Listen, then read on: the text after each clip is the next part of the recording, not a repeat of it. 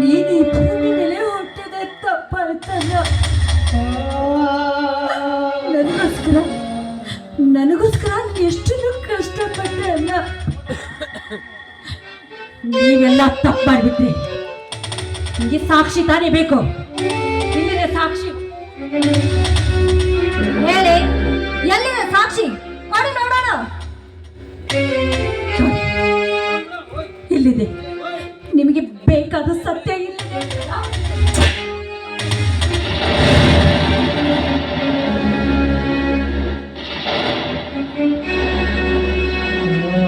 ಈ ಫೋಟೋದಲ್ಲಿರುವಳು ನನ್ನ ಅಕ್ಕನೇ. ಹೌದು ವಿನೋದ್, ನಾನು ನಿನ್ನ ಅಕ್ಕನ ಮಗಳೇ. ನನ್ನ ತಂದೆ ಹಾಗೂ ವೀರೇಶನ ಉದ್ದಾಳ ತಂದೆ ರಾಮರಾಯರೇ ನಮ್ಮ ತಂದೆ. ಸತ್ಯ ಏನು ಅಂತ ಹೇಳಿದೆ. ನೀವೆಲ್ಲ ತಪ್ಪಾಡ್ಬಿಟ್ರೆ ಈ ನಿಮ್ಮ ತಪ್ಪಿಗೆ ನನ್ನ ಜೀವನೇ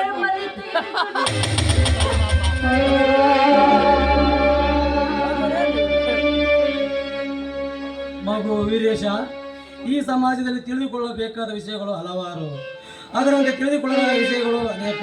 ಆದರೆ ಈ ಮನೆತನದ ಮಹತ್ತರವಾದ ಒಂದು ವಿಷಯವನ್ನು ನಾನು ನಿನಗೆ ತಿಳಿಸಲೇಬೇಕು.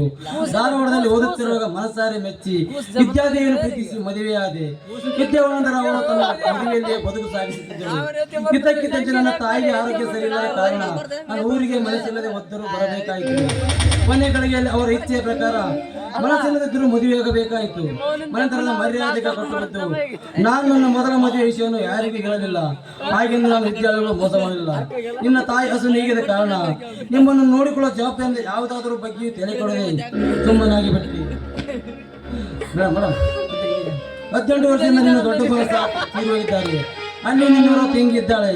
ಜವಾಬ್ದಾರಿ ನಿನ್ನ ತೆರೆಯ ಮೇಲೆ ಹೋಲಿಸಿ ಈ ಮನೆತನದ ಮರ್ಯಾದೆ ಕಾಪಾಡು ಎಂದು ಹೇಳೋದನ್ನು ಮರೆಯದೆ ಹಿರಿಯರಾದ ನಾನು ನಿನ್ನಲ್ಲಿ ಕ್ಷಮೆ ಯಾಚಿಸುತ್ತಿರುವೆ. ನೀನು ಜೀವ ಹೋಗ ಬಂದರೂ ಈ ವಿಷಯ ಯಾರಿಗೂ ಹೇಳಬೇಡ.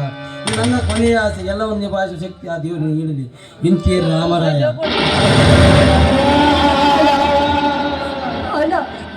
ಈ ನಿನ್ನ ಪಾಪಿ ತಂಗಿಯನ್ನು ಕ್ಷಮಿಸಣ. ಹಣ ಕ್ಷಮಿಸು.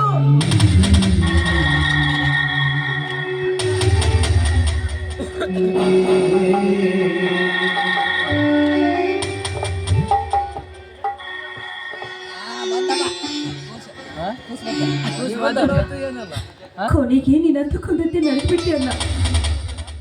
ತಂದೆಗೆ ಕೊಟ್ಟ ಮಾತನ್ನು ನಡೆಸೋದಕ್ಕೆ ಈ ನಿನ್ನ ಜೀವವನ್ನೇ ಬಲಿ ಕೊಟ್ಬಿಟ್ಟೆ ಅಣ್ಣ.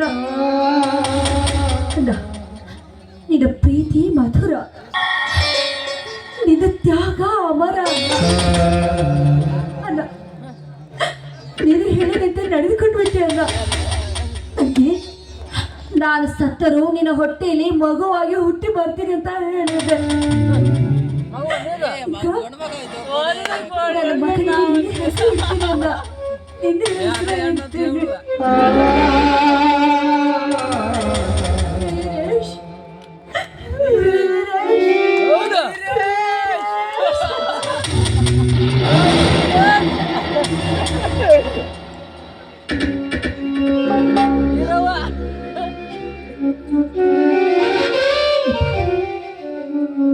ನಾವಿಬ್ಬರು ಸಹೋದರರು.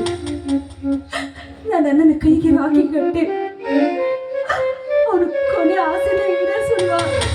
ಹೌದಕ್ಕ, ಅಣ್ಣನ ಕೈಗೆ ರಾಖಿ ಕಟ್ಟಿ ಅವನನ್ನು ಕಳಿಸ್ಕೊಡೋಣಕ್ಕ. ಕಳಿಸಿಕೊಡ. ಮಾಡೋಣ. ಬದುಕು ಜಗದಾವಂತಿ ವಿಧಿಯದರ ಸಾಹೇಬ